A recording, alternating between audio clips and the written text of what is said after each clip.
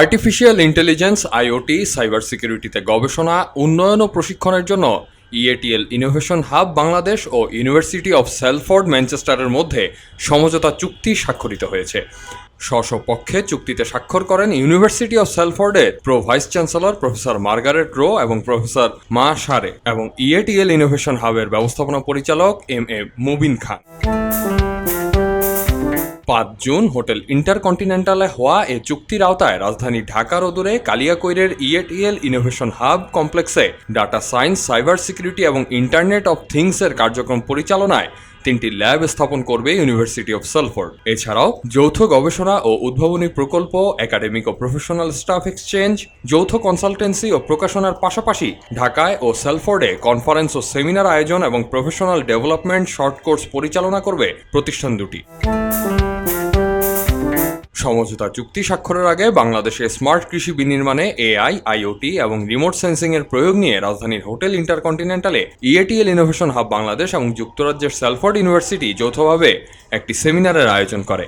সেমিনারে প্রবন্ধ উপস্থাপন করেন সেলফোর্ড ইউনিভার্সিটির প্রফেসর ম সারে ও ডক্টর হাম্মাদ, আমাজন ইউআই এর প্রধান প্রকৌশলী ডক্টর শিরোগামী গুগন ও বাংলাদেশের ডিপার্টমেন্ট অব এগ্রিকালচার এক্সটেনশনের উপপরিচালক ডক্টর ফরিদা পারভিন।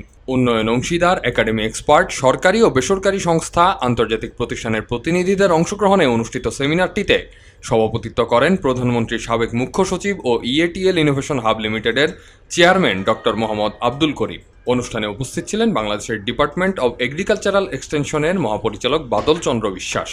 সেমিনার শেষে বিদেশি অতিথিদের সম্মানে একটি মনোজ্ঞ সাংস্কৃতিক অনুষ্ঠানের আয়োজন করা হয়।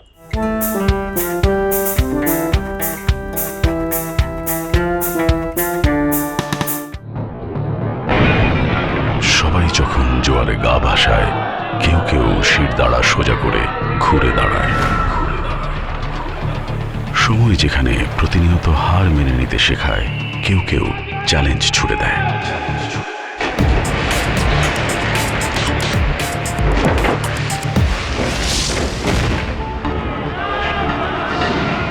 পক্ষপাতের ভিড়ে আজ থেকে কোনো পক্ষ নয়, খবর হবে নিরপেক্ষ।